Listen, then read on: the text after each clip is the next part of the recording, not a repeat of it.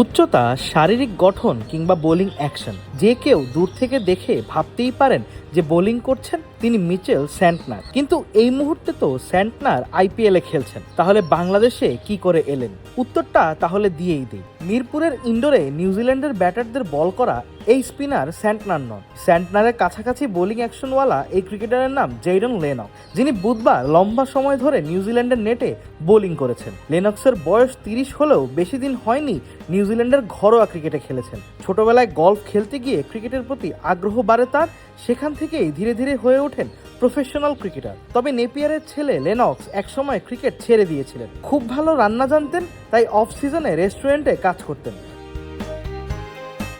তবে এসব ছাপিয়ে লেনক্স আবার প্রফেশনাল ক্রিকেটে ফিরলেও রান্নার প্রতি তার ভালোবাসা একটুও কমেনি। যুক্ত আছেন বিভিন্ন ফুড ব্যাংক গ্রুপের সঙ্গে, মাঝে মাঝে বিভিন্ন রেস্টুরেন্টে গিয়ে রান্নাও শেখান তিনি।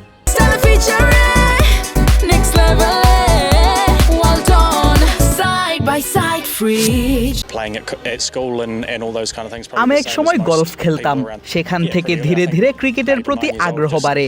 তবে মাঝে ক্রিকেট ছেড়ে দিয়েছিলাম, কিছু হচ্ছিল না। সবাই বলে আমি নাকি ভালো রান্না করতে পারি, তাই রেস্টুরেন্টে শেফ হয়েছিলাম। তবে ক্রিকেটের টানটা ছাড়তে পারিনি। এখন আবার ক্রিকেটে ফিরেছি, তবে সুযোগ পেলেই রান্নাঘরে দৌড় দেই।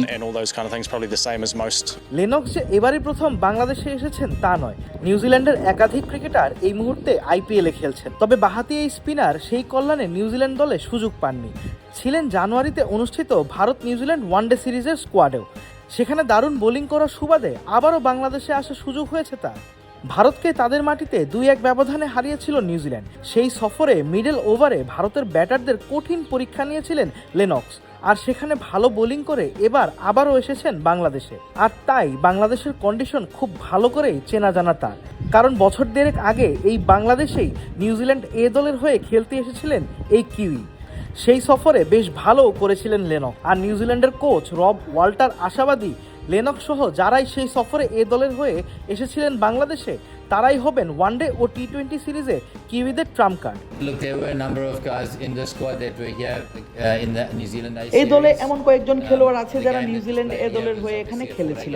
এখানে যে ম্যাচটি হয়েছিল সেটি 4 দিনের ম্যাচ ছিল, তবে তাদের এই অভিজ্ঞতা কাজে আসবে। সেই সিরিজটি মে মাসে হয়েছিল, তাই সময়টাও প্রায় একই রকম। বাংলাদেশে খেলার যে কোনো অভিজ্ঞতাই গুরুত্বপূর্ণ এবং ভবিষ্যতের জন্য সহায়ক। ডেজন লেনক্স ভারতের বিপক্ষে খুব ফ্ল্যাট উইকেটে দারুণ বোলিং করেছিল। এখানে হয়তো সে কিছুটা বাড়তি সহায়তা পেতে পারে, আবার নাও পেতে পারে। তবে সে খুবই বুদ্ধিমান এবং কৌশলী বোলার, তাই আশা করি সে ভালো করবে।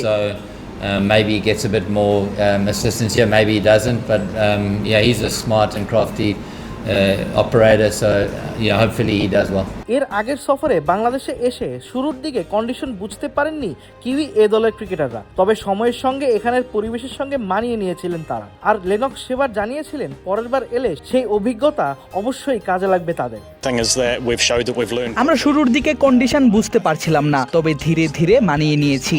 এখানের আবহাওয়া এক এক সময় এক এক রকম, তবে ধীরে ধীরে মানিয়ে নিয়েছি আমরা, তাই টেস্টে তেমন সমস্যা হয়নি।